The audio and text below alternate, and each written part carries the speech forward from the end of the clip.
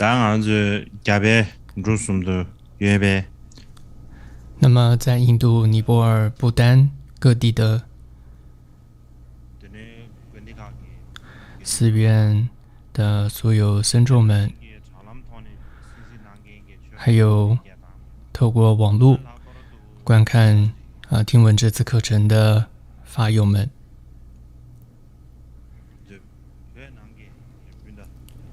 那么尤其是藏族的法友们，那很多也是透过网络，你们在听闻这次课程，所以首先问候各位。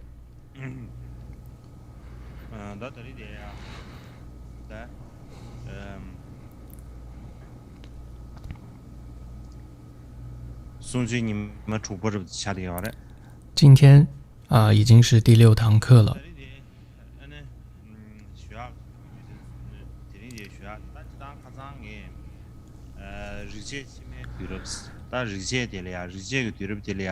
那么在上一次课程，我们讲到吠陀时期可以分为前期跟后期。那前期的部分已经讲过，那么吠陀时代后期现在是讲的这个部分。那么为了方便讲解说明吠陀时代后期，所以这里分为3个部分来讲解。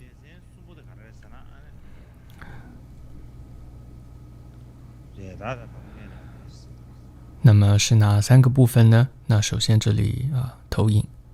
出来。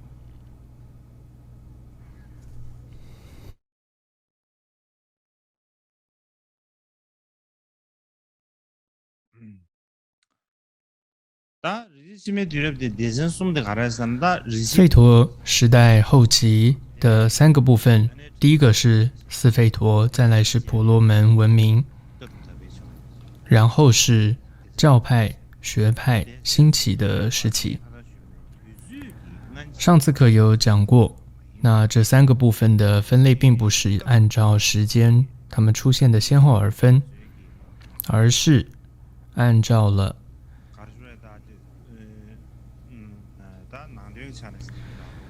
可以说是按照了这一些文学它的文体的不同，然后来做了这样的一个分类，所以请大家要记在心里。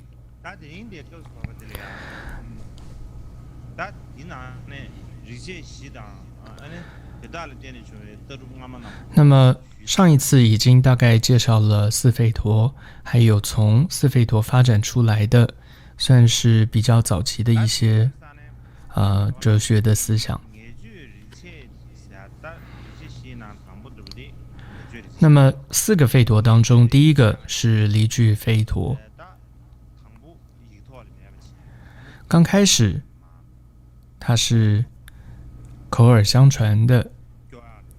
并没有写成文字，所以逐渐的，那么在离俱吠陀可以说成书了，变成了文字成书之后，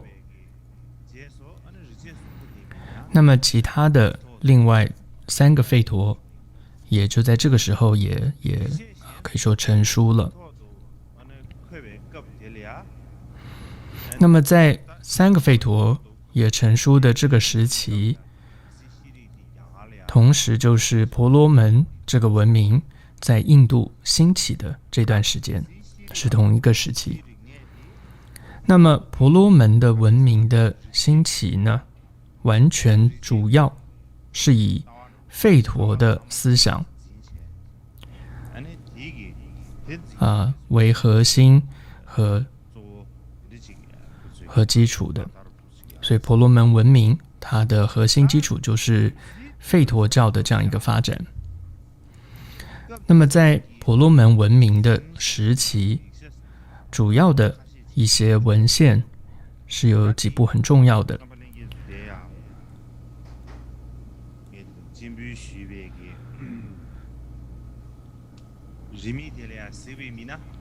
所以看到投影上有列出来，比如说梵书，所以这是婆罗门文明时期有这个基本文献几部文献，一个是梵书，然后再来是森林书，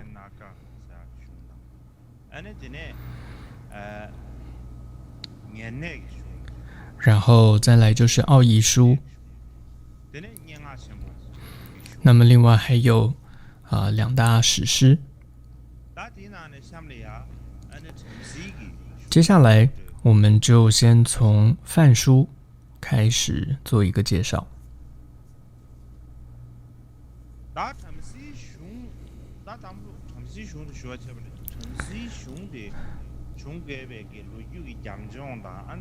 那么梵书的它的整个成书的背景和内容是我们首先要知道的。到了这个时代的时候，人们呢已经将祭祀的活动还有这样的一些礼仪形式当成了重点，甚至已经注重到什么呢？就是把其他的事情都置之不理了，这样的一个程度，注重这种祭祀活动的礼仪。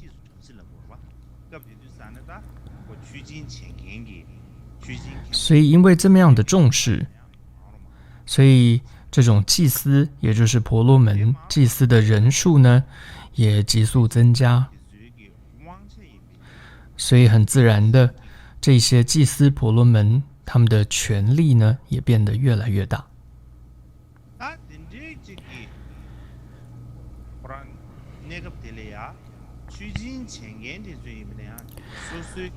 那么大概是这些祭司、这些婆罗门他们为了特别要证明出自己的这个特质，自己的可以说一种存在感吧，所以呢，这些祭司们就将各种的仪式变得更加的复杂，更为繁琐，所以把这些祭祀的仪式呢，可以说赋予了一种更崇高的这个意义。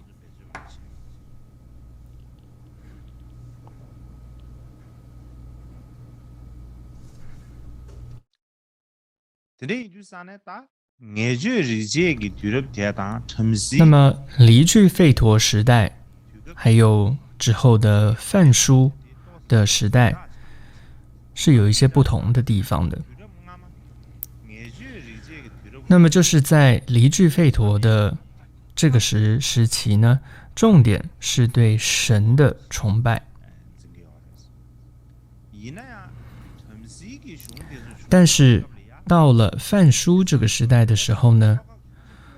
就完全变成了对仪式这种祭祀仪式的一个重视。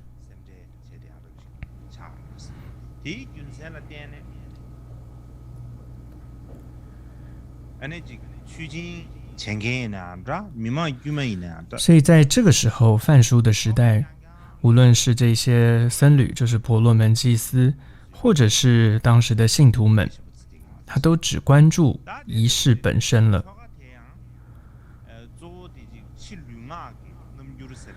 而且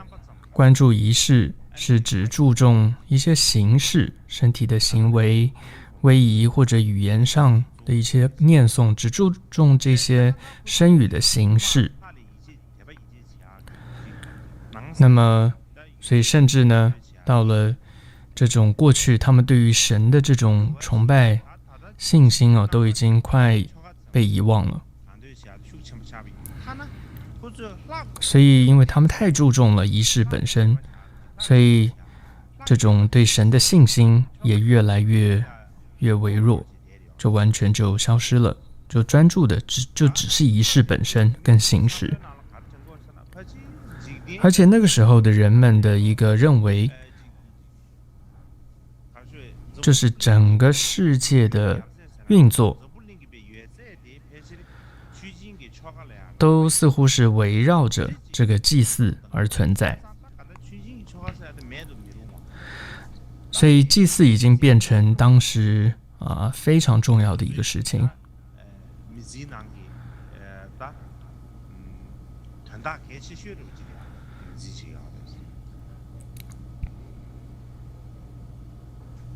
다 된저비기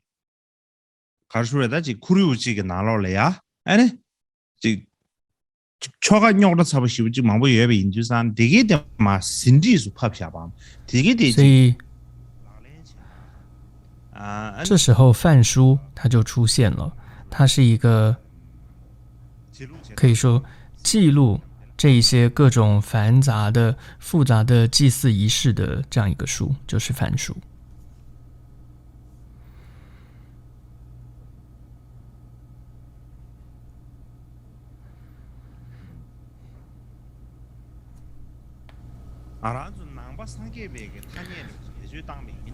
如果用佛教的这个内容来做比喻的话，四吠陀本集它就像是佛陀的经典，而梵书呢，就好像是论点。换句话说，这个四吠陀，它是可以说是祭祀的根本颂，而对这些根本颂做解说、做释义，这个就是梵书。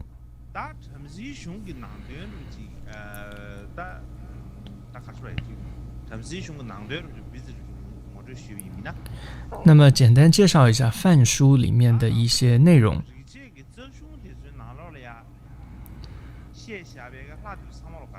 首先呢，在吠陀的这个吠陀本集，就是四吠陀里面的主要他们崇拜的就是大自然这种现象的这些天神。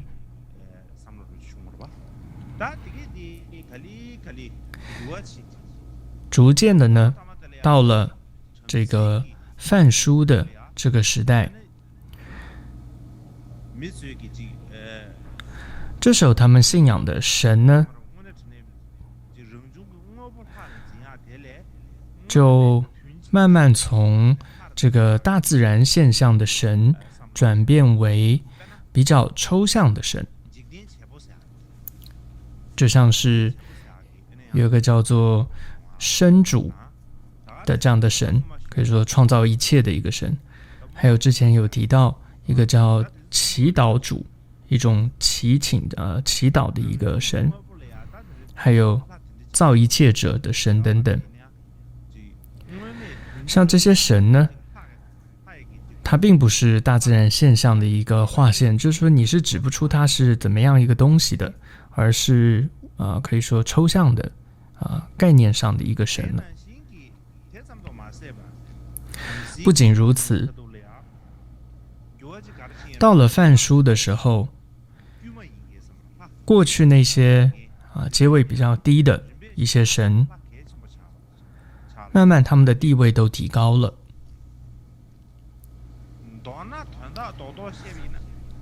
所以总的来说，相较于这个吠陀时代的历史，到了梵书时代的这些神呢，都比较像是人类，像是人。就换句话说，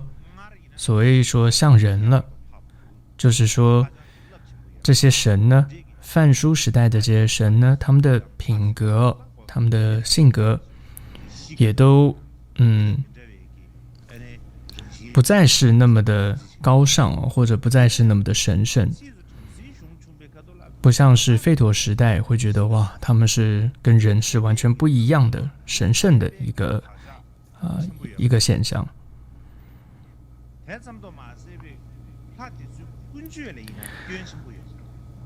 而且呢，这些神不仅是说不再是像崇高的那些神了，甚至变得有些低俗。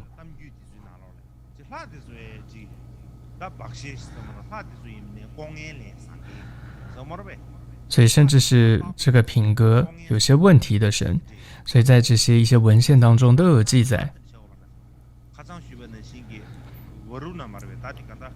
还记得之前有谈到像Varuna 这样一个神，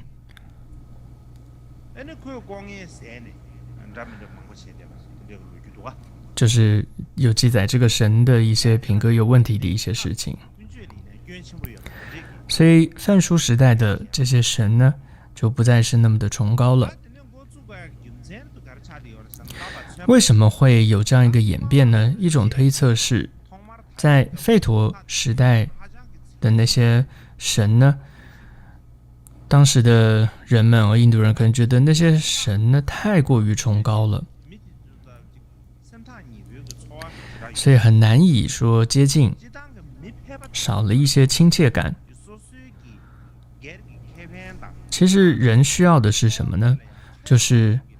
很直接的对自己能够产生利益的，或者对我们的生活直接产生影响有作用的这样的神。举个例子哦，像我们现在提到三宝，很多人会觉得真的三宝很重要，很殊胜。但是有些人也会觉得，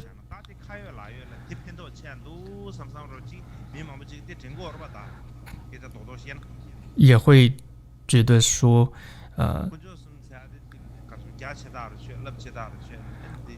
会觉得这个三宝好像离我们太遥远，这就像是他们会觉得对神会有这种感觉，好像并没有对我们的生活直接产生什么样的影响，或者产生什么样的利益。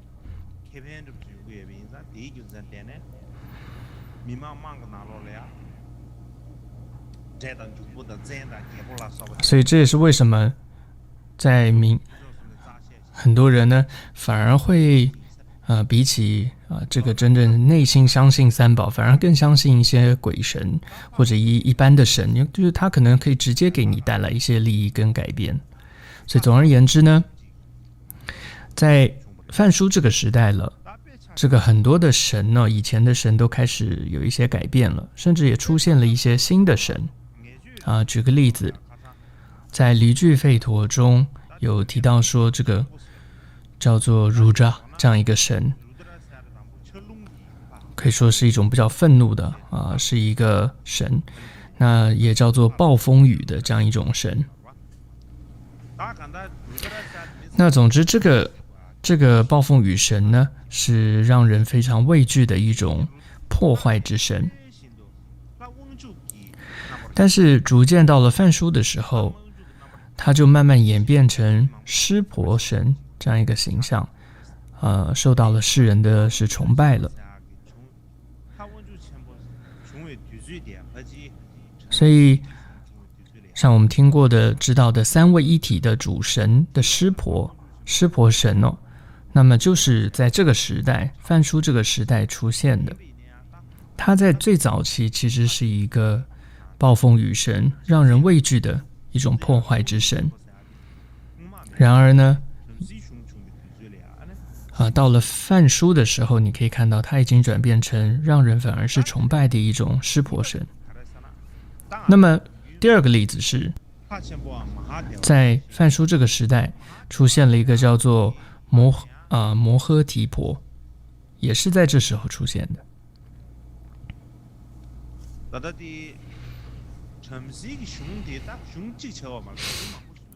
那范书还记得之前讲过，它其实是好多本，有很多本。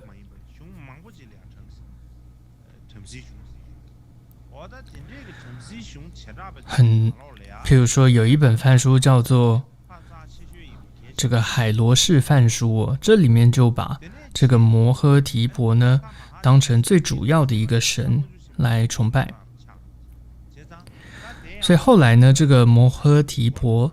也演变成为湿婆的另外一个名称。那么再来是第三个例子，就是也是在另外两部这个范书当中也有提到。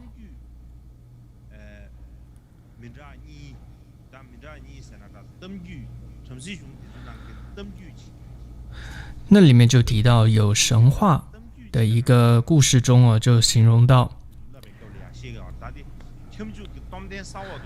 就是毗湿奴，他从这个阿修罗那里他可以说他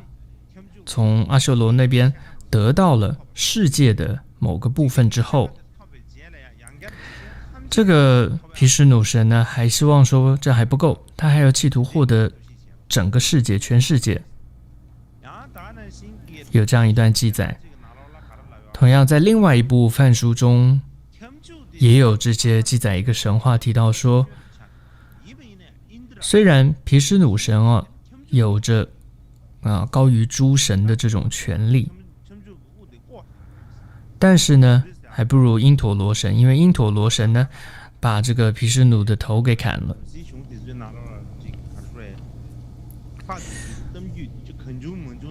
所以总之呢，你看梵书里面就是有很多很多的神话，那么有些可能是古代的上传下来的一些神话，但有些也可能是新编造出来的。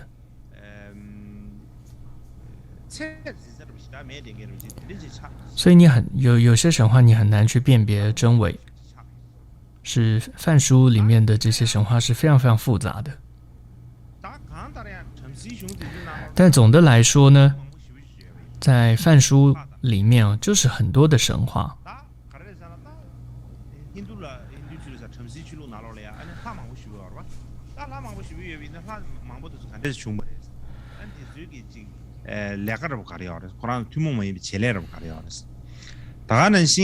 那么这里就记载这些神呢，他们的由来啊，还有这些每尊神的作用，还有这些神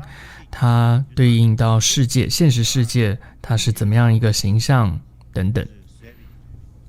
所以这些都是那个时候的这些祭司婆罗门祭司他们编撰出来的很多传说。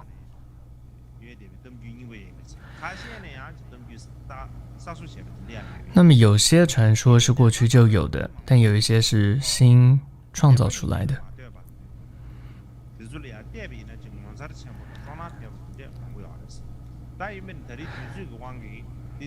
那么这些编撰的一些故事那有些也是蛮有意思的，但时间的关系，我们这里就不多讲那么只讲其中一个比较有名而且重要的一个神话故事。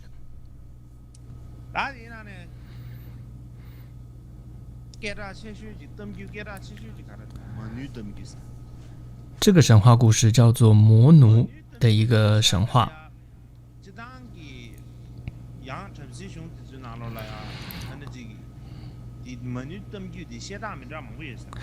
在这个梵书里面，因为梵书很多嘛，对于魔奴的神话是有不同的版本的，但大致差不多。那么首先在早期吠陀文学中会把魔奴就描绘成这个人类的这个祖先，所以总之它是人，而且是我们人类的祖先。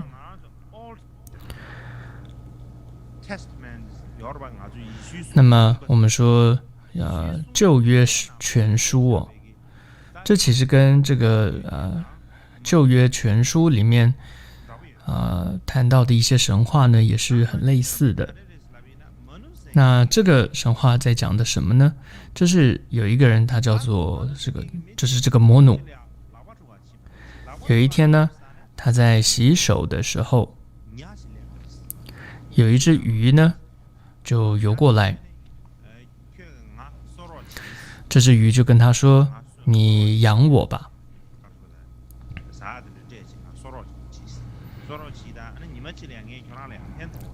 然后这只鱼还接着说：“有一天未来我会帮上你这个一个大忙的。”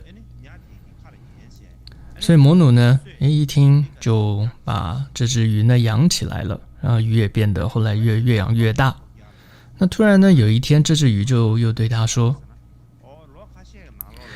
那在这几年当中你要注意，因为会发生洪水。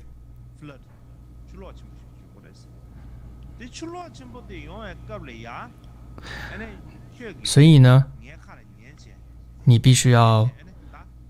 仔细听，按照我说的话呢，就是要准备一艘船，现在就要开始准备这个船。”那这只鱼就这样子跟魔奴说，所以呢，他也就准备好这样的船。后来呢，这个洪水还果然是发生了，所以摩努就立刻坐上这个准备好的船。这时候鱼也就游过来，而且他拉着这个船，然后呢，可以说越过了这个北方有一座山，然后就停留在一棵树下，然后他们就在那儿等待着，等这个洪水退去。那么最后呢，整个洪水退了之后，这个摩努呢，他也下船。这时候他就看到，哎呀，所有的生物都死了，只有他一个人存活下来。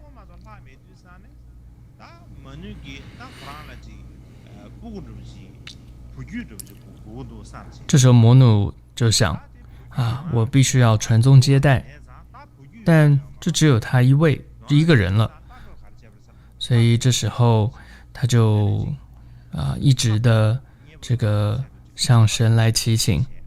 所以为了让神欢喜，所以他做了很多的向神的祭祀，还有苦行。在这样子祭祀跟苦行过了1年之后，水中就出现了一个女生。这位女生呢，她叫做伊拉。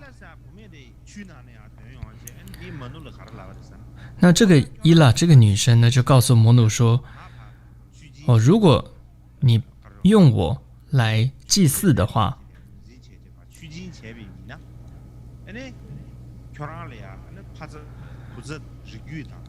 那么你就会有后代了，而且会有很多的家畜，你自己也会变得很幸福。所以这个摩努呢，也就按照着他的话这样去做了，祭祀出去。所以之后呢，就有了我们人类出现。那我们就按照神话来说，我们人类就是都是摩努的子孙。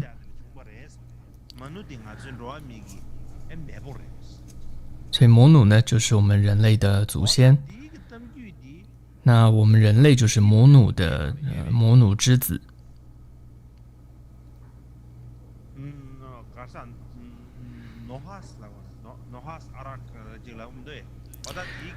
那这个故事呢，其实跟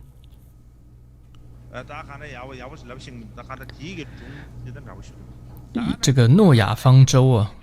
很像。还有在中国的一个故事，就是大禹治水，也是很类似的。总而言之呢，这个全世界你会看到各个地方都有很相似的类似这样的神话。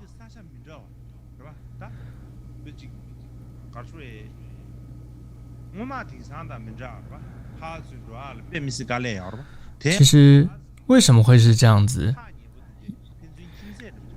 像过去来讲，世界各个地方是没有办法像现在这样子交流的，但怎么会却都有类似的神话？所以到底这样的神话故事，它是为什么会出现？它的源头又是哪里？都很难搞清楚。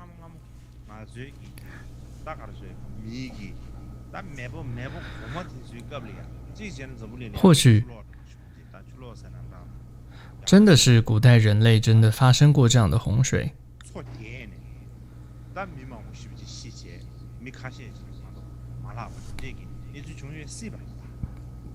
然后有些人就死亡了，但有些人存活下来，所以可能是真实发生过的。但无论如何，这里面就有这样一个摩努的一个神话故事。投影当中你会看到这里面的这样一幅画，这个船上也有一些仙人。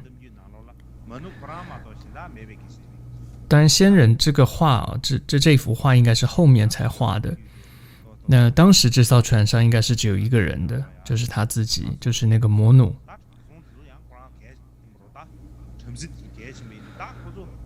但是可能是后来婆罗门觉得说7个仙人哦，是很受重视，所以也被后来补画在这幅画当中，所以有7个仙人。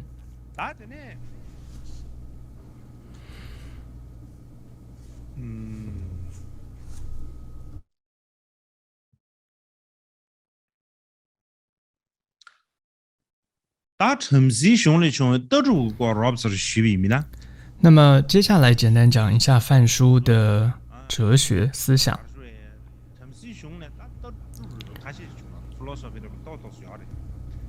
这里面呢是有一些哲学思想的。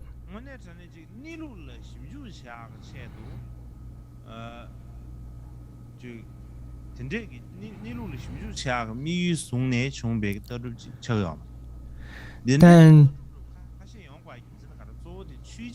他这里面的哲学思想其实并不是为了真的要讨论哲学而写的，并不是为了真的要搞清楚这些真实的情况而写的，所以它里面的内容基本上还是以祭祀为核心。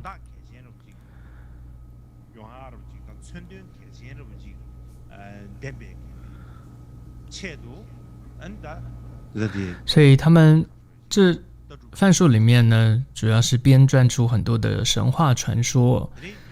主要目的就是为了赋予他们整个祭祀更多的一种意义，这样子做而做的。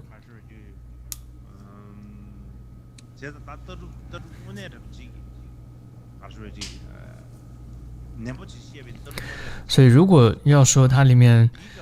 真要有说什么哲学思想的话，那么其实就是我们之前讨论这个离句吠陀后半部所说的万物归一这样的思想，就差不多。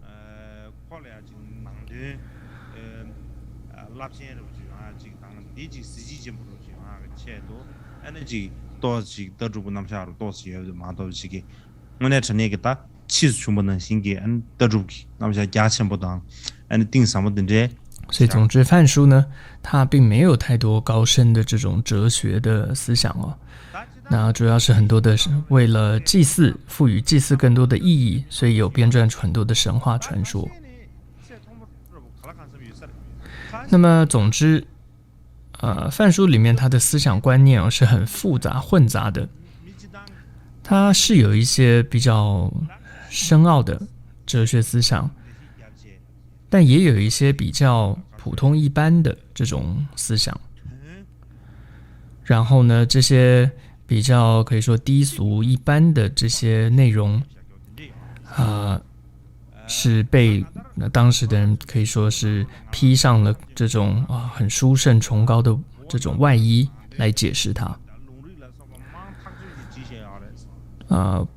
不管怎么说，范书里面它的内容还有它的名称还有理论各种解释是非常非常多的。但是总结起来呢，它的理念主旨是大同小异的。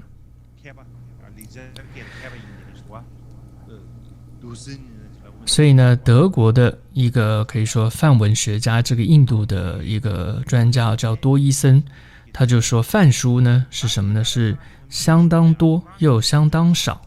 他给了这样一个评价。这个意思就是他研究范书之后就发现，这里面就像刚刚说的，它有非常非常多的内容、名称、理论、解释，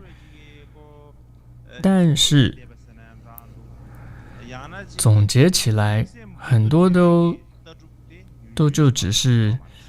一些一般的这些思想，但真正的最有价值的，或者说最核心的一些理念思想，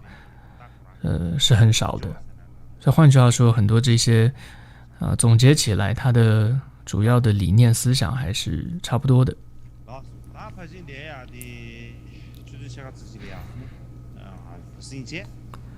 好的，那我们这里就先休息半小时。打城市兄弟让下边个得住过打的下边个不是告诉爸爸的事。在咱打唐武的那么这里是接着讲《范书》里面的一些哲学思想。那么就像前面提到过，这里面并没有太多高深的哲学思想。那么但这里要说一下，就是说轮回的这样的一个思想，我觉得这是蛮重要的一个内容。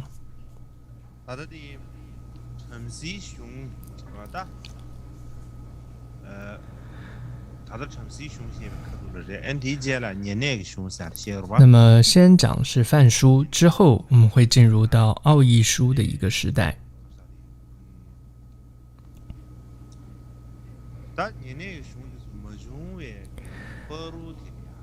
那么在还没有进入到奥义书的那样时代的时候呢，那也就是在范书这个阶段有一个很重要的问题必须要去想的，就是轮回的这个思想。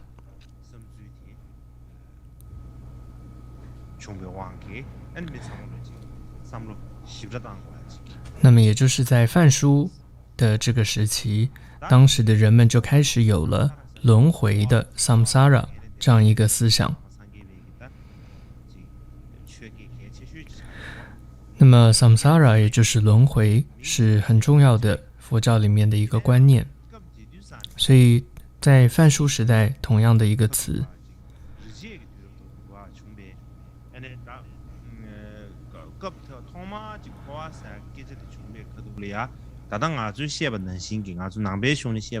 但是呢，在当时的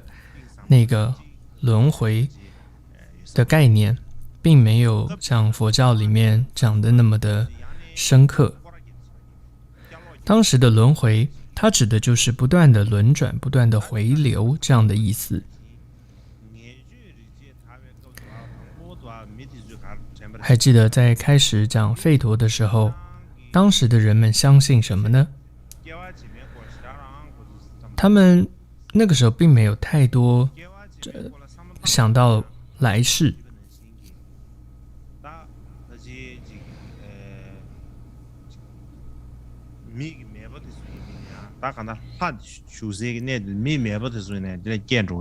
他们只是会说未来能够投身到所谓的天，然后也就是祖先们他们居住的地方，未来居住他们居住的地方。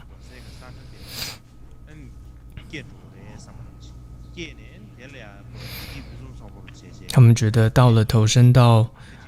未来到这样一个祖先们住的地方会得到快乐，所以他们只有这样的一个思想，并没有说还会不断的轮回流转，那时候还没有这样的轮回的思想，或者说也没有这种在转身到其他的地方的思想，并没有。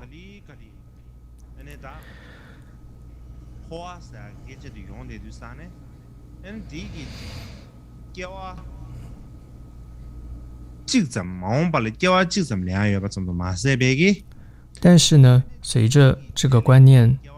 的产生，所以轮回它的概念就是说，它会不断的辗转的这样一个生死，而且永不停止。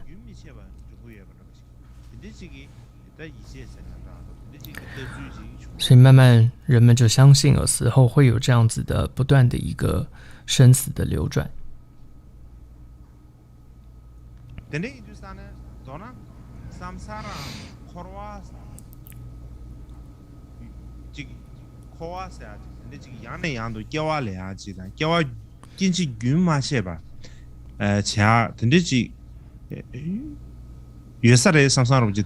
所以这样的一个轮回，就是辗转生死，或者说永不停止的这样的一个观念，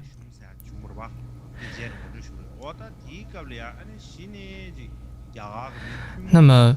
这样的思想呢，是到了后来奥义书的时代才变成了所有人共同的一个信仰。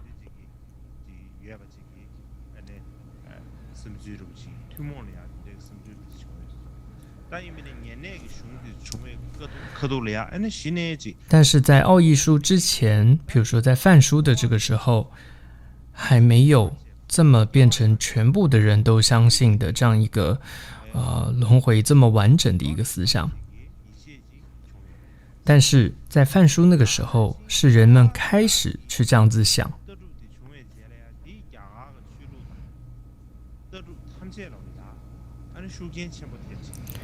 然后这个思想呢，可以说对于后来的印度教，还有对于整个印度的思想啊，都变成是很重要的一个思想。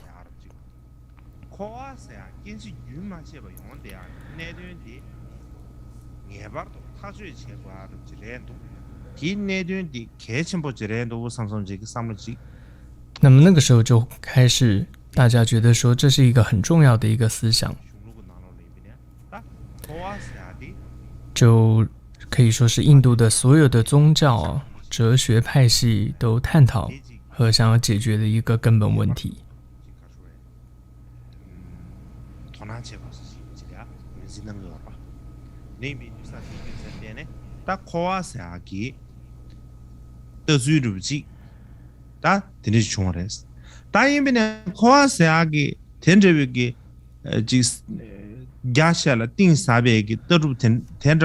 那么这么深广的这种轮回的思想到底是什么时候开始的呢？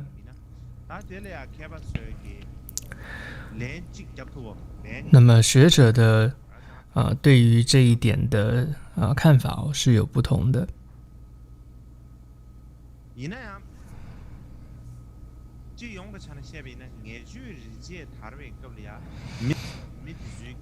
但是呢，就像刚刚谈到，就是离句吠陀的那个时代，那时候的人主要是对于神的崇拜赞叹，他们不太去考虑死后是要到哪里，甚至对于活着的意义，他们也没有特别的去考虑。所以在离句吠陀那个时候呢，还没有说轮回的这种思想，还没有。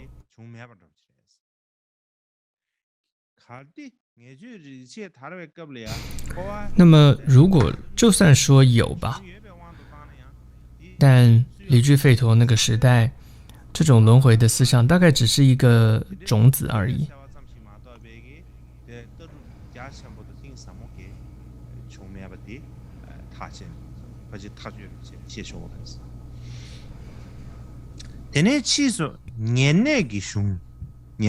那么一直到奥义书的那个时代，这之后我们会再谈到奥义书。在那个时代呢，奥义书时代，那么这时候轮回的这个思想呢，就已经非常非常的完整，非常的可以说成熟了，完全的发展完整。所以轮回的思想，你也不能说，这些学者认为说，你也不能说是奥义书那个时代新产生的思想，因为那时候已经很完整了。所以从这样子来推论呢，轮回的说法概念应该是从范书这个时代开始的。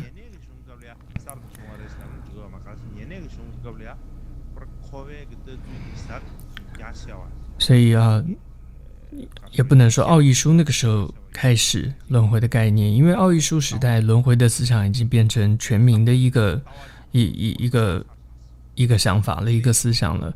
已经非常的成熟了，轮回的思想。所以那时候不会是才开始有轮回思想的时候，所以可能要再往前一点，就是范书。我们现在讲到范书这个时代应该就是很重要一点，就是它是轮回思想可以说开始的时代。所以总而言之呢，可以说是在范书这个时代，这个轮回思想的基础是具备了。然后慢慢到了奥义书的时代，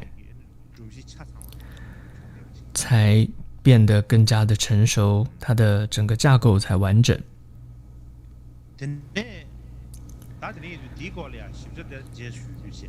那么这部分的细节可能之后再讲。那么接着要讲一下森林书。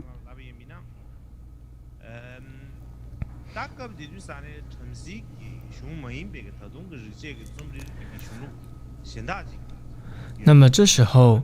当时还有一种吠陀文学哦，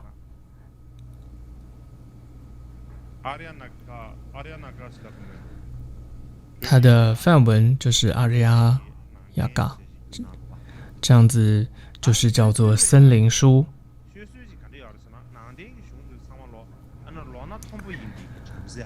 那么据说呢，这个森林书呢是这些年事已高的这些婆罗门，或者说刹帝利人，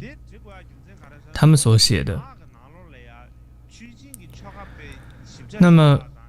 是他们隐居在森林时候写的。为什么呢？因为在森林里面，他们没有办法去做那种很细致的祭祀，因为很多东西都不具备、不齐全哦，在森林里嘛。所以这个时候，这些在森林里的隐居的这些婆罗门或刹帝利人，他们最主要就是以沉思为主。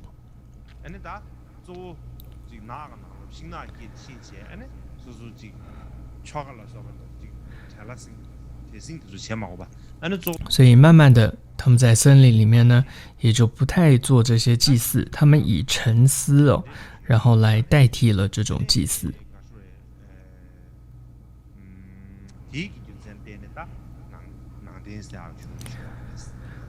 所以这是一种说法，这是森林书它成书的一种说法。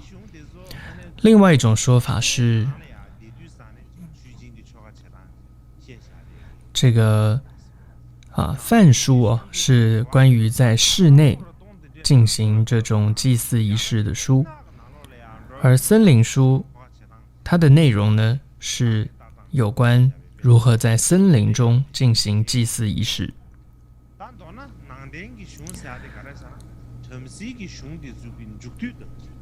换句话说，森林书它可以说就是梵书的一个最后的一个部分，也就是梵书的一个续篇。那因为它在吠陀文学当中的比重并不大，而且它在哲学思想上也不是非常的突出，所以这个森林书部分我们就不多讲。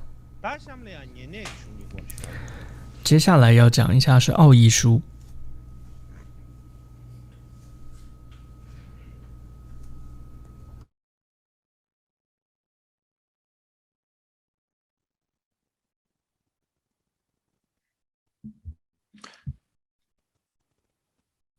当年那个兄弟我的穷追当不得了，年那个兄弟穷追看的是那边呢。那么首先讲一下奥义书的起源。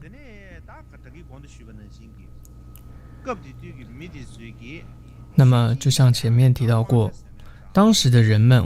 他们就将祭祀仪式全部的权力都交给了祭司这些婆罗门。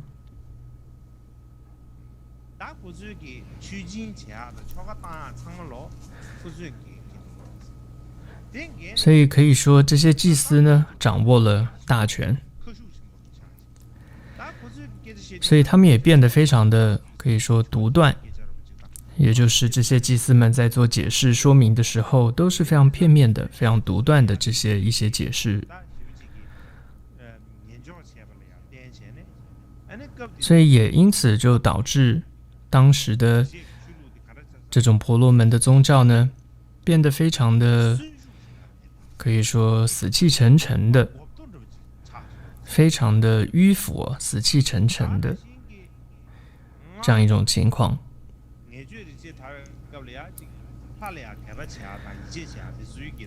也不再像是以前吠陀时候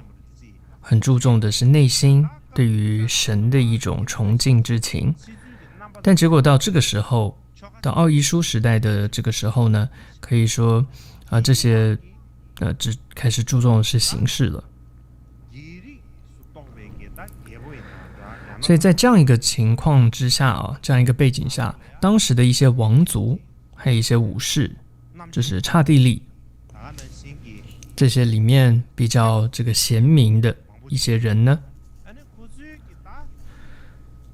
他们对于这样的一个情况，是对于这些婆罗门的这种很专制独断的，而且是这种可以说很本末倒置的、很繁琐的，然后的这种仪式呢，他们是非常不满的。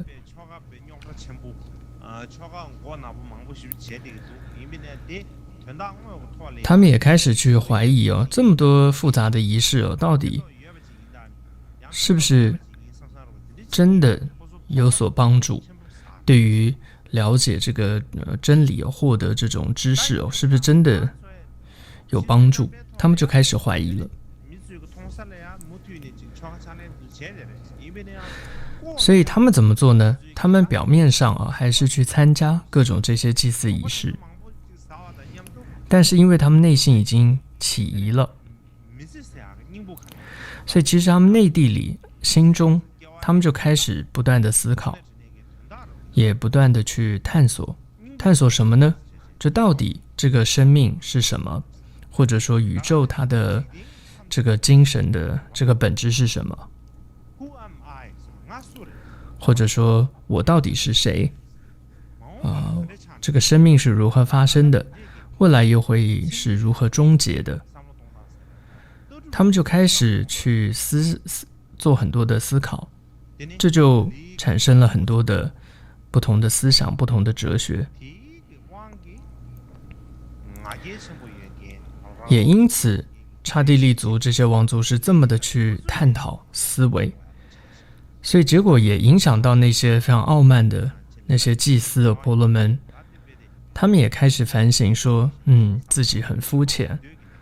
然后都只是太注重于形式，所以他们也觉得自己应该要去重新思考。所以其中有一些这些祭司呢，他们就开始跟这些王族、跟刹帝利这些王族武士呢，一起去学习很多新的这些教派的思想跟理论。总而言之呢，那个时代是一个各种思想、各种哲学理论萌芽的这样的一个时刻。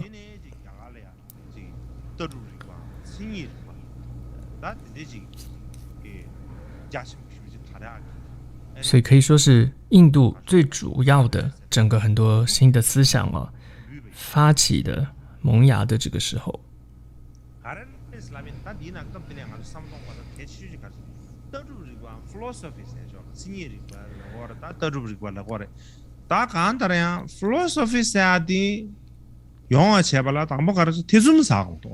所以这里很重要的就是我们要知道，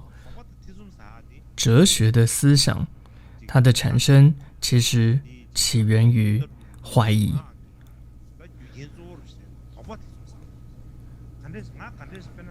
譬如说怀疑说到底我是谁，你怀疑，你升起一个疑惑，到底我是谁？我们口头上会说我，那这个我到底是怎么样的？去找寻，去思考。那么最开始就是这样一个疑惑，一个疑问。如果最开始你没有疑惑，你也不会想要去找寻。所以哲学很重要，它是建基在一个怀疑上。就是因为有这种疑惑，所以你会想要寻求一个真理。所以我们看到在那个时代就是那些婆罗门、那些祭司呢，变得太迂腐了，很死气沉沉，总是注重的就是各种祭祀的形式，所以开始呢，就有这些王族，就是武士、刹帝利族，他们就开始怀疑了，到底这么做有什么样的意义？然后慢慢随着他们的不断的思考，然后就开启了很多的印度的这种哲学思想。那么尤其现在很多的一些学者，他们发现说，很多当时的这些负责祭祀的人，他们其实并没有很多的这些哲学的思想。所以有很多例证可以来证实说，祭司们他们对于这种哲学思想是一无所知的。譬如说，他们对奥义书中的知识完全不知道。真正能够掌握吠陀的这种教义那么有深刻理解的就是刹帝利，就是这些王族、这些武士。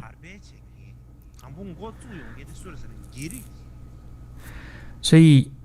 当时可以说标志着这些思想萌芽最主要的一个著作就是奥义书。所以呢，这个奥义书的思想发展可以说就是这些王族、这些刹帝利开始的。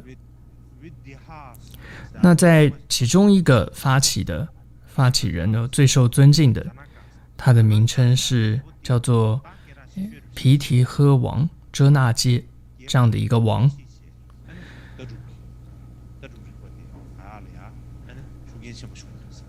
所以最主要在他的发起之下开启了整个奥义书的这样的思想。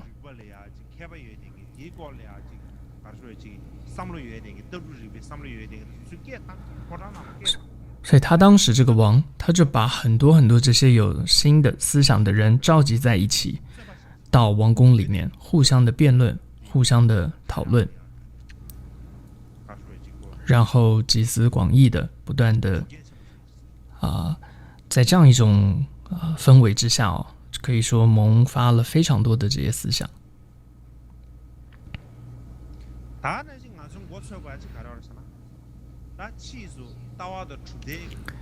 所以这是第二个阶段。下一个阶段就是叫做教派学派兴起。所以到了那个时代的时候，那我们各种我们现在说的什么数论派还有很多的这些教派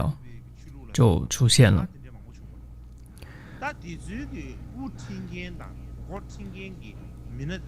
所以到了教派兴起的阶段最终完成这种可以说宗教改革，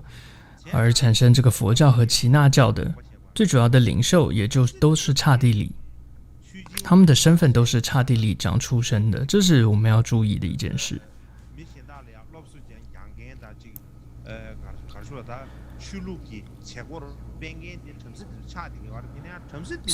虽然说祭司婆罗门他们掌握了祭祀的一些仪式的形式，但其实他们并不懂真正的这些哲学思想，他们对奥义书是一无所知。但真正的当时的哲学的思潮都是由这些刹帝利开始的。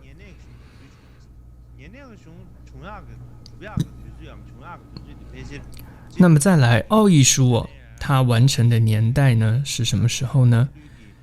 是大概西元前1000年到西元前1000年到西元1000年左右。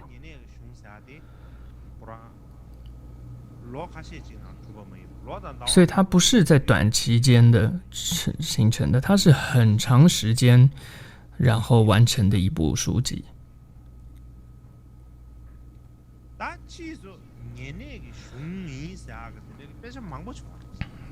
而且呢，之后很多书都名为奥义书，最后呢，变成有200多种的书都叫奥义书。但是这些之后才出现的奥义书呢，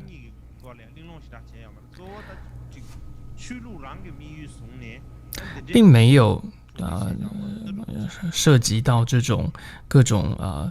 比较精神上、哲学上的内容，它比较都只是为了宗教的目的而编写出来的。甚至呢，有的一些奥义书呢，是在印度它被这个伊斯兰教侵略之后才完成的。所以这些书呢，这虽然也叫奥义书，但是并不是特别受重视。所以呢，这么多奥义书，你要辨别说他们的创作年代、他们的先后顺序是怎么样，几乎是很困难的。那我们这一次课程主要讨论的奥义书的思想是依据的是最古老的一个奥义书。那么一般来说有13部，也有一种说法是17部，但最主要是公认的是最古老奥义书有13部哦。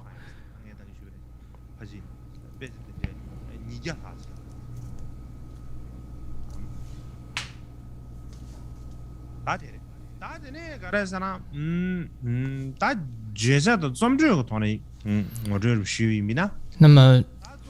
就这个奥义书它的内容还有它的题材来看哦，奥义书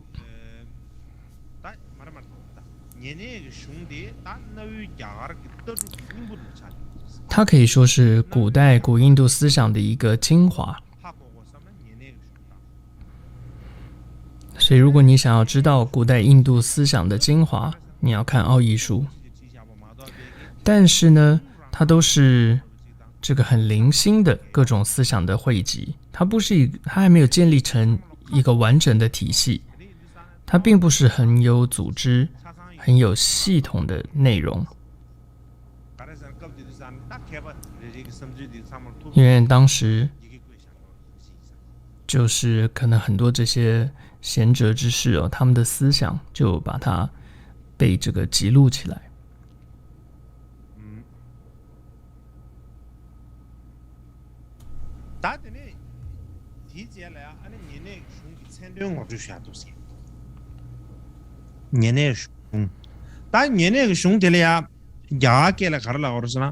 那么接下来介绍一下奥义书这个名称，它叫乌巴尼夏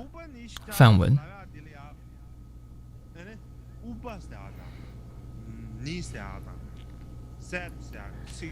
那么这个乌巴尼夏它其实有3个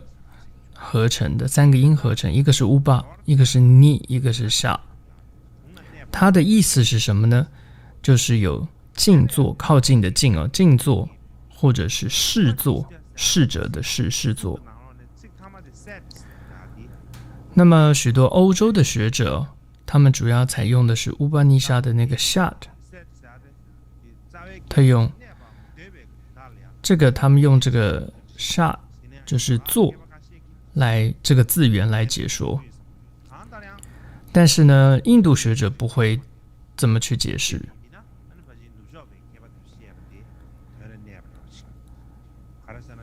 但是呢，欧洲学者的说法可能还是比较正确的，因为按照语言学来看的话，这个说法比较合理。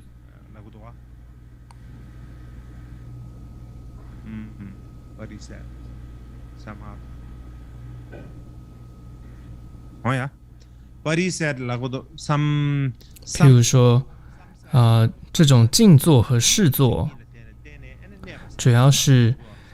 透过了刚刚有一个梵文叫 Parisat， 它就是会坐或者是极坐的意思。换句话说，总的来就是说，乌巴尼夏的意思就是面对面、近距离的靠着坐在一起。也就是说，为什么要这样呢？是因为在讲说传授这个法的时候，是不能让旁人知道的。那么因为这个内容呢，是可以说秘密的一些交易内容，所以弟子必须要很靠近的坐在这个老师跟前。一般来说，奥义书本身它就是要秘密来传授的这样的一种内容。这是有证据这样说明的。比如说呢，这里面就记载说，如果师徒不住在一起的话，是不能传这个法的。然后，如果说这个弟子他不是这个老师的长子的话，也不能传给他。戒行不完整也不能传，或者就算是已经是弟子，但是他不够极净，也不能够传。就说他的心性不够这个极净调柔，也不能传给他。总之有很多很多这样的例子所以也因此这个奥义书它还有一些不同的名称，譬如说叫 Rahasya， 它就是秘密，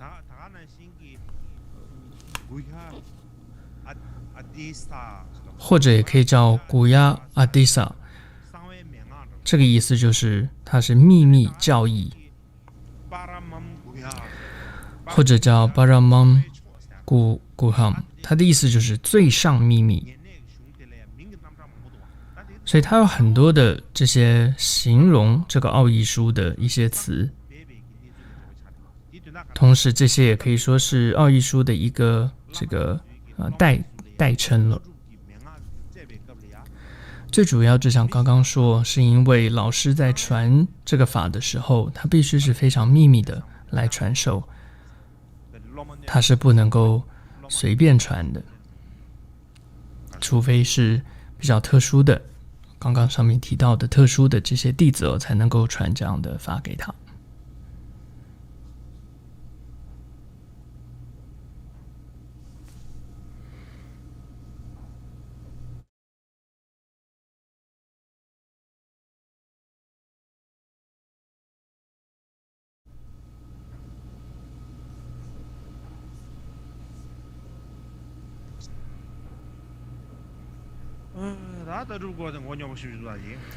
那么接下来要讲一下是奥义书的这个哲学，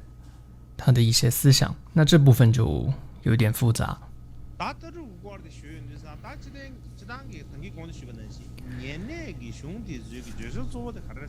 那么就像前面提到过，奥义书它最主要的内容就是这些哲学教义，也就是当时人们所发现的那些那些真理，或者那些真知，这些智慧就包含在奥义书当中。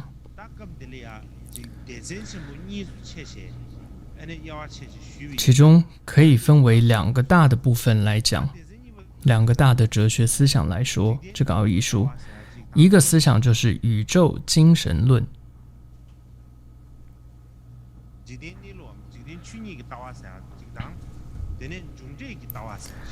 另外一个是叫做终局论，这两种。那么首先宇宙精神论，它在讲的这个宇宙精神论在讲的这个思想它可以说是贯穿了所有奥义书的一个思想，也是奥义书的精髓。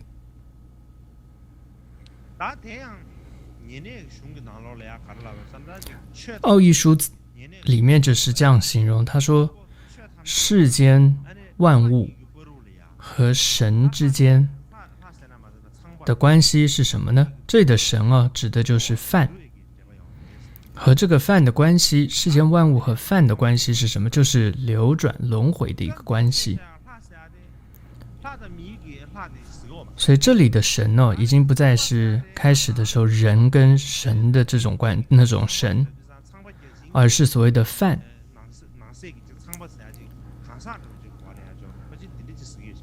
同时也不是所谓的梵天某个神的梵。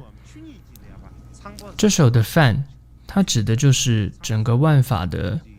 可以说的一种真实，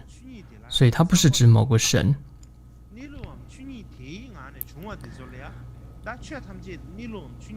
所以会有一句话说一切都是饭，所以我们现在经验到的世界都是从饭开始，而且都是在饭中结束的。所以当时的人思想认为说，万法都是饭，一切皆是饭，那么一切都由饭而生，所以饭可以说就是所谓的这个法性，就是宇宙精神的核心。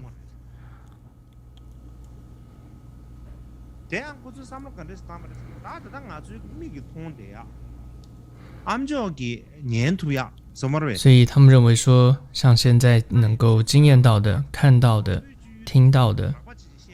一切感官经验到的，这整个世界，他们就去当时不断的思维，这些是怎么样出现的？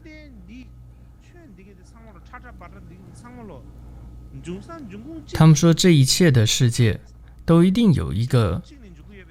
这个原因，这个发生的原因就是叫做饭。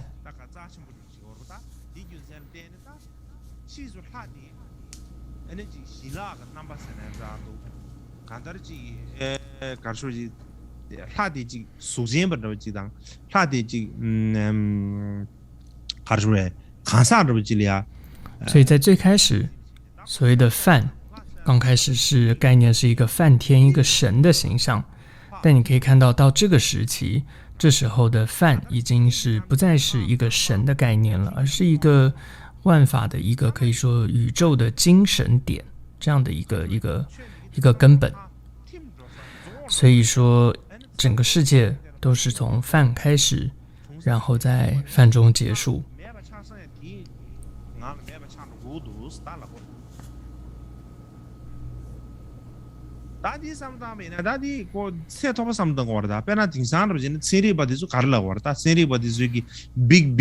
Big Bang Theory 呢就所以就有点像现在科学家也会说这个大爆炸，会说世界形成是最开始有这么一个大爆炸而发生的。而印度的你可以看到他的思考，他的这样一个思想是很细微的，他们甚至是再去看的是这些万法还没有开始之前是什么，他们想得更深远。所以这个饭它甚至已经超越了物质界，它的本质是精神，是精神了。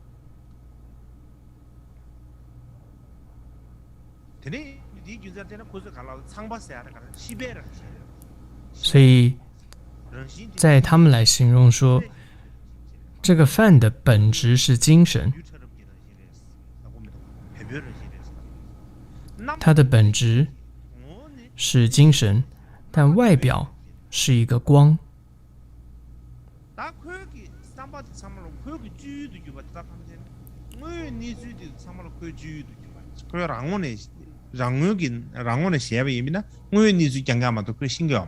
而由饭产生出来的这一切的思想它都是真相。同时这里面也形容到，经书里面形容到说，饭的本性就是空。所以这个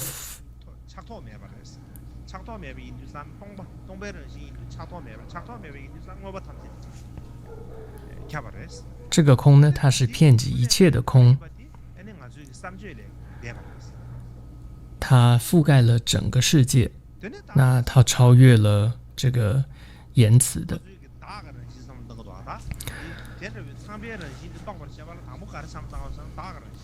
同时他们会认为说，这个饭是我们，就是我们心中的这个我。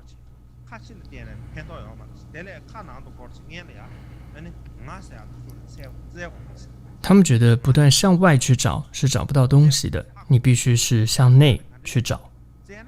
所以向内去找寻我的时候，最后他们发现最终的就是饭。他们会说，当你发现到我的本质，就会看到饭，因为他们认为说一切皆是饭。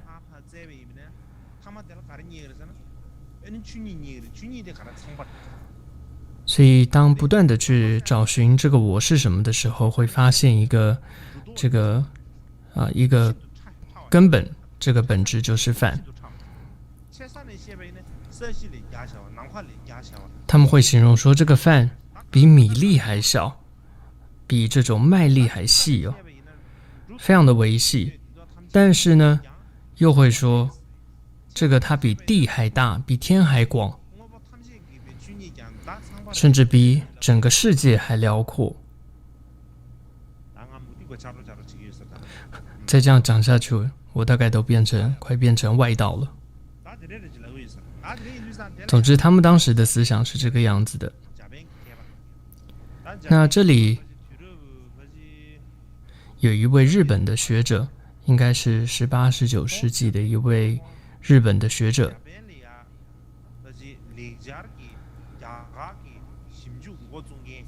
他可以说是这个在日本最早开始对于印度文明，还有尤其对于梵文开始研究的第一人。他的名字就是叫做高南顺次郎。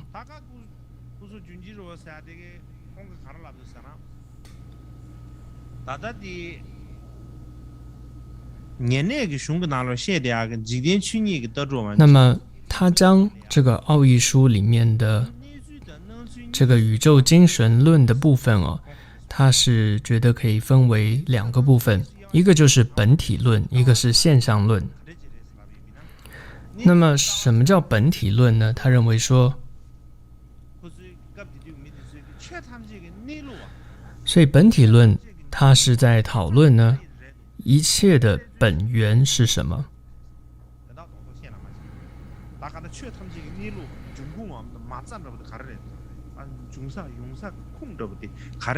这就是当时的人不断的在探讨，再去分析的是什么，就是这万法的本源，这就是本体论在说的。他们觉得向外是找不到答案，他们觉得宇宙万法应该是必须从自我，就是阿特玛这个我自我中去分析，去找寻。总之呢，不是向外求，而是向内心。那这里他们的而是向内就是所谓的向自我阿特玛去探求，这个去询问这个我是谁，而不是去说那个柱子是什么，那个瓶子是什么。那因为这样子你是分析不完的，太多东西了，所以外在的事物太多了，你这样去探寻是探寻不完。所以方法是向内去看，去找寻探求这个自我它是什么，就是我是谁，我到底是怎么样一个情况。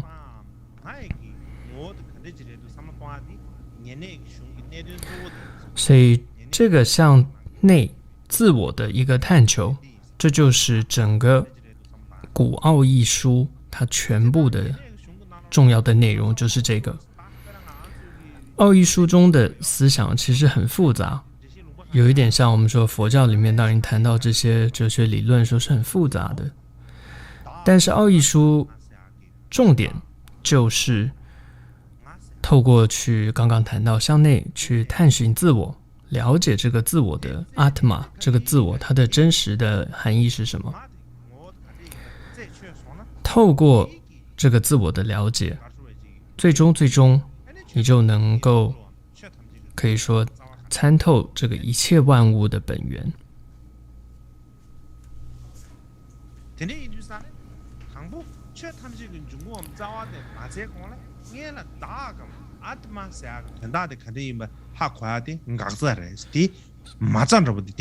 所以说最重要的，在了解万物之前，最重要的是先要了解自我，也就是阿特玛。那么这在佛教里面会说这个批判这个外道的思想，这是叫做我见，就是这里的 atma。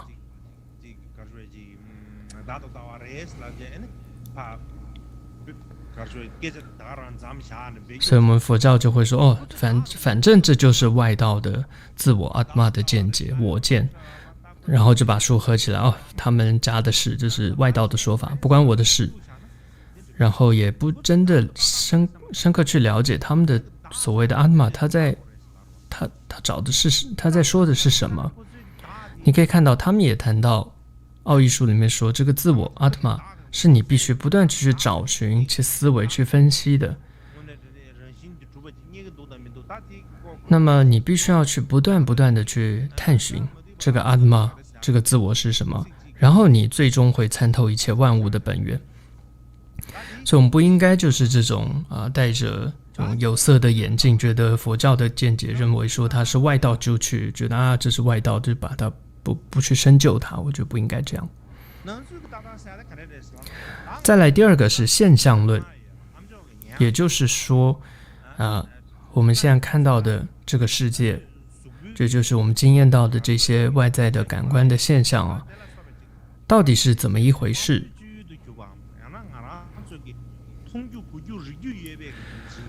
也就是我们这个感官世界到底是怎么一回事？就为什么是这个样子？这个现象论，为什么我们经验到苦，经验到乐，或者说有这么多不同的现象？所以现象论在谈的就是这个。那么在奥义书当中，现象论这个部分，它又可以分为3种说法去讨论。一般来讲有很多内容讨论现象论，但这里最主要就是3个。第一个叫做观念论，这个意思是什么？就是说这一切显象，就按照奥义书他们的说法，就是所谓的观念论。他们在讲现象的时候认为他们第一个是观念论，意思就是说这个梵这里的梵不是梵天一个天神，而是指这个宇宙精神这个万法实相的感觉。那这个梵，这个宇宙的精神，它可以说是一个是主观的，它是一个主观，它是一个像是一个包含一切的大的心。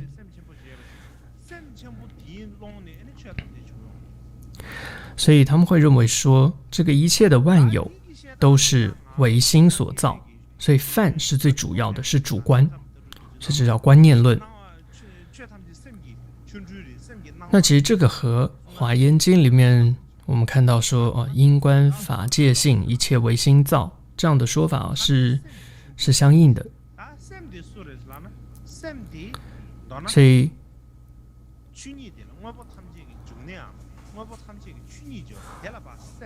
万有都是唯心所造，而这个心是什么呢？它就是梵，有这样的一个说法。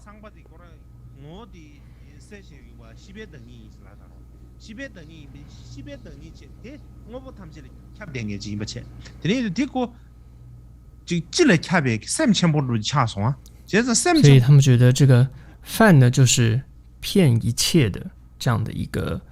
遍及万有的。这样解释起来它是蛮有深意的。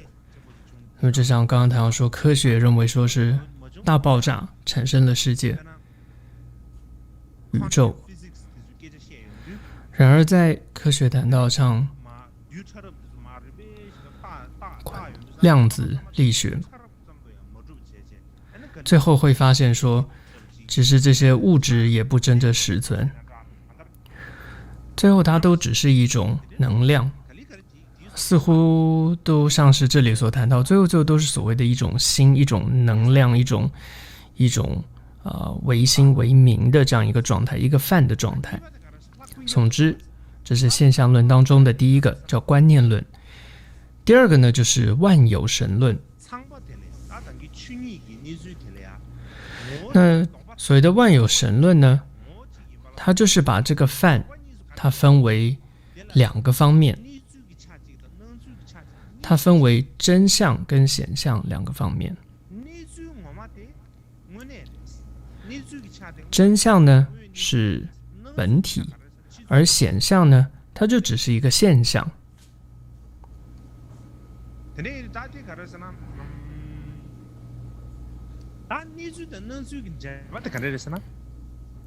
那么这个本体和现象，也就是真相跟显象两者的关系是什么呢？就像是水和波，就像波浪出自于这个海水，它们虽然不是同一个东西，却又无法分离。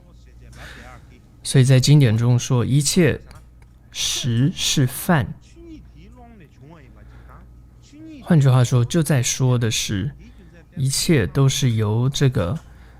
泛所生。那这样的一个说法，其实跟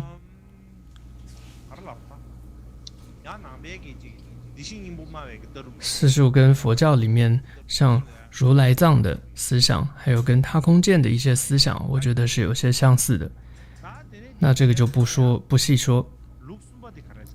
再来第三个呢，是叫做实在论。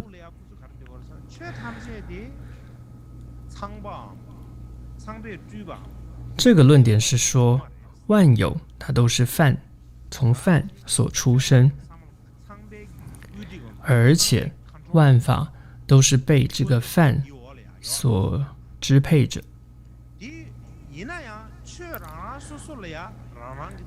但是呢，万法它又有自己独立的一个，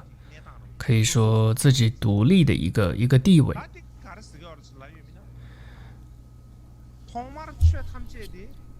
换句话说，这在说什么呢？这是最开始是由泛造作了这一切万有，但是接着这个泛和这个万有就有了一个分别。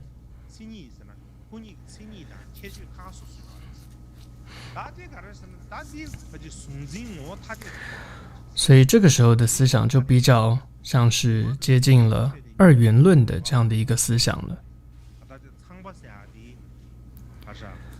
所以这个实在论在说的就是像是二元论的一个思想开始，就认为这个泛还有由泛所生的这些万法有这样的二元的情况出现。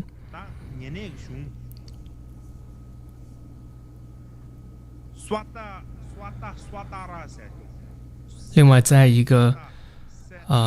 有一个奥义书，它叫做白罗氏奥义书。奥义书也有很多，就像刚刚说有非常非常多，其中有一部叫做白罗氏奥义书，有这样的一段话，他说泛具有固有的一个无名力。换句话说呢，这个泛本身它有名和无名两面。那么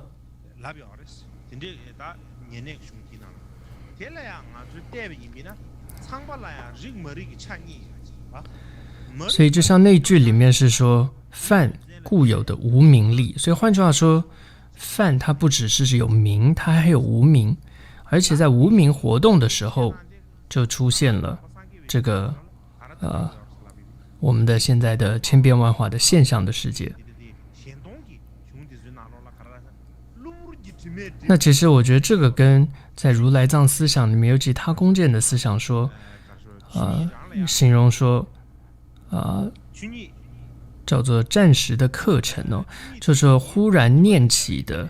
由念而生起的这个无明，是有一句话说是真如随缘的一个根源。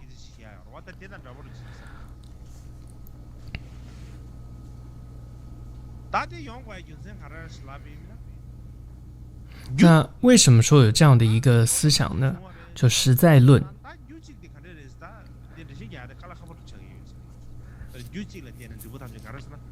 那最主要它是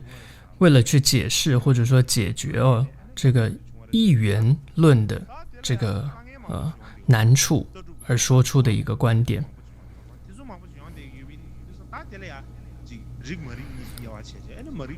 这是因为在一元论的这种思想上，它会有一些无法解释的地方，所以这种实在论，也就是倾向于二元论，这个泛跟万有两者是二元的这种说法，主要是为了解决这种一元思想的一个无法解决的地方而提出的观点。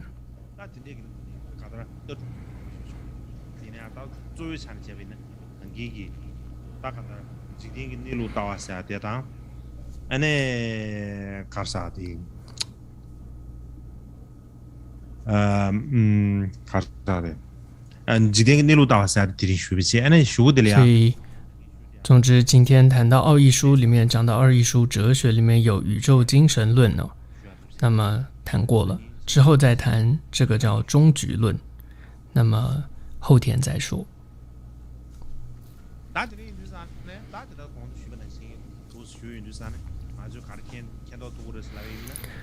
所以总结来说，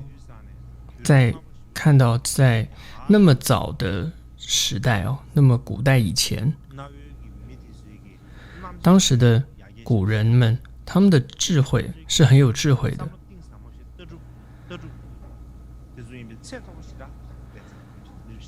他们其实思想已经非常非常的，他们的哲学已经非常的进步了。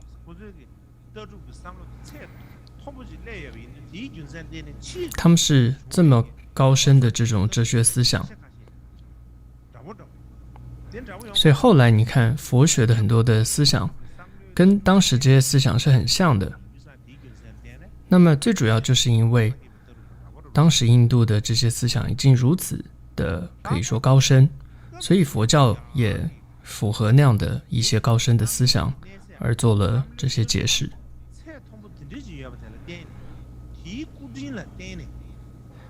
换句话说，也因为当时印度的这些思想是这么样的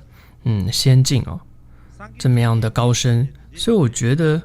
佛教才因此能够有很好的这样一些助缘，有这么多有思想的人，所以佛学佛法可以在印度弘扬开来。你看佛陀他诞生在印度，然后他将自身这种体悟或者他的这样的智慧告诉当时的人们。所谓当时的人们，其实他们都已经具有很高深的哲学的思想，也因此这个佛陀在为这样子有这样高深思想的人们在解释这个佛法，或者说解释他的这种了悟他的智慧的时候，那么他才有可能所以他会说出佛教这么甚深的内容。所以换句话说，如果当时的人们没有这么甚深的这些哲学思想的话，佛陀也不会说出那么甚深佛法的义理。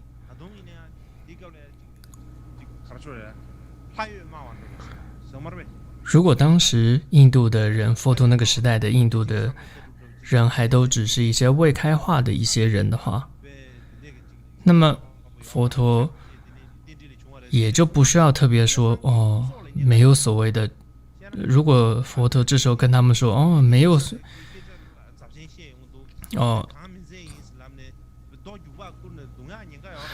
就说那些人如果是很相信是有造物主的，还停留在那种有神有造物主的神的话，那如果佛陀告诉他们说没有所谓的造物主的话，那搞不好佛陀都会有性命问题，因为他们是无法接受这样的说法。但反而是因为你可以看佛陀的时代，当时的印度的这些思想已经非常的深刻了、深奥了、高深了，所以反而佛教能够弘扬开来。我觉得佛教能够弘扬，总结来说，就是因为当时你可以看到这些哲学的印度哲学的当时的人们的思想已经非常的进步了。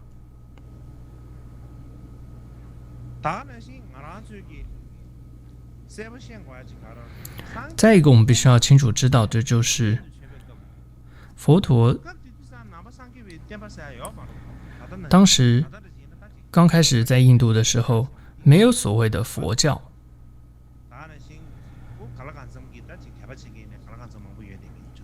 而当时是就像刚刚说，就我后期有佛教的时候，我们说还知道会有信仰，但是在佛陀那个时代还根本没有，是零，它是从零开始的。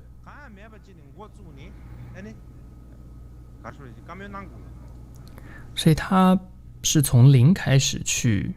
传法，去弘扬佛教的，这是很困难的事情。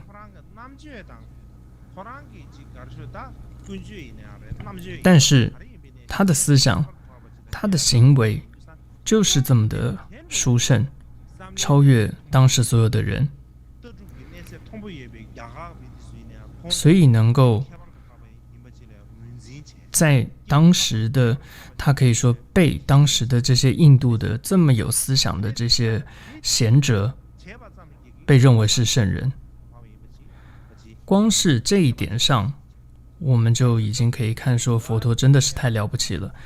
因为当时的印度人不是普通的印度人，不是普通人，是具有如此的这些各种深奥的哲学理论的思想的这样的一个地方。而佛陀在这个时候还能够可以说特别的受到大家的赞叹，而且当时的种族又是那么的多，而且不同的人的这种身份高低、贫富贵贱，然后有学问没学问的人，几乎是全印度的这些人都尊敬佛陀。从这一点就代表说佛陀真的是很不可思议的，很殊胜的。换句话说，就是因为佛陀说出的东西它是真的符合了真理，所以才可能在当时印度不只是受到这一些有智慧的哲人的这种相信，也庶民也都非常的相信他。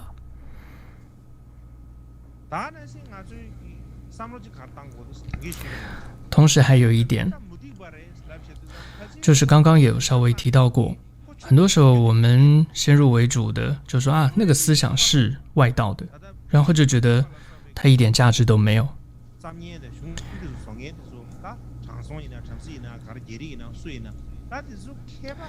但是你可以看刚刚我们介绍的，无论是数论派的，或者这些奥义书的，早期奥义书的这些刹帝利族也好，或者说这些仙人也好，他们可是很厉害的，搞不好他们也是某个菩萨的化身。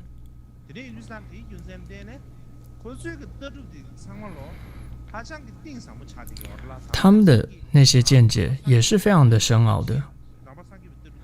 当然佛教是之后出现的，而之前是像数论派的见解。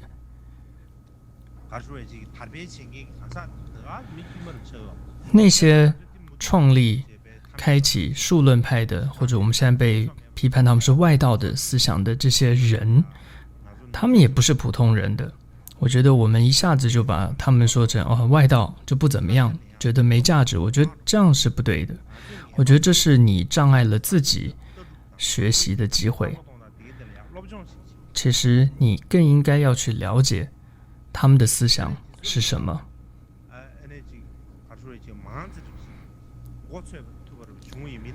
如果你越了解，其实你是越了解佛教的真正的这个佛教的思想，它的殊胜在哪里，而且你会知道看到整个佛教的脉络，它是有着这种甚深的印度文明的这样子的，可以说这样的背景，这样的基础而建立起来的。不是现在某个人现代人他参考了很多资料就自己想出来的一套理论，完全不是。佛教它是有这么深的一个底蕴在的，印度的文明的底蕴在。所以你要换句话说，要真的了解佛教，你真的不能不去了解这些所谓外道的他们的见解。那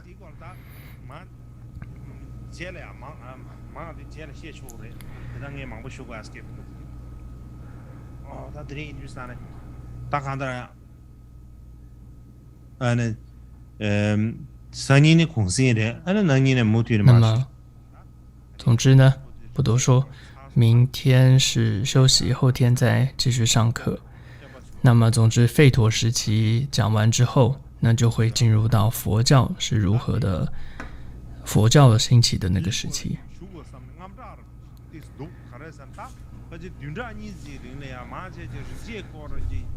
那么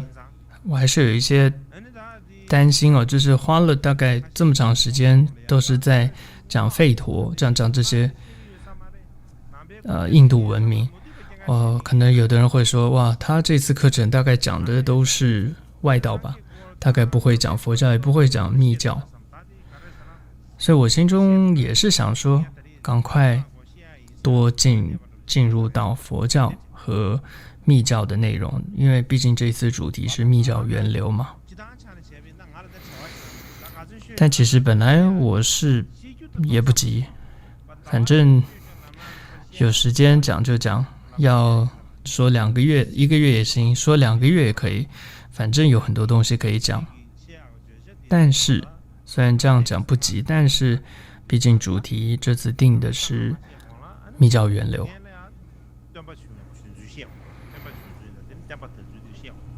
那当然在要了解密教源流，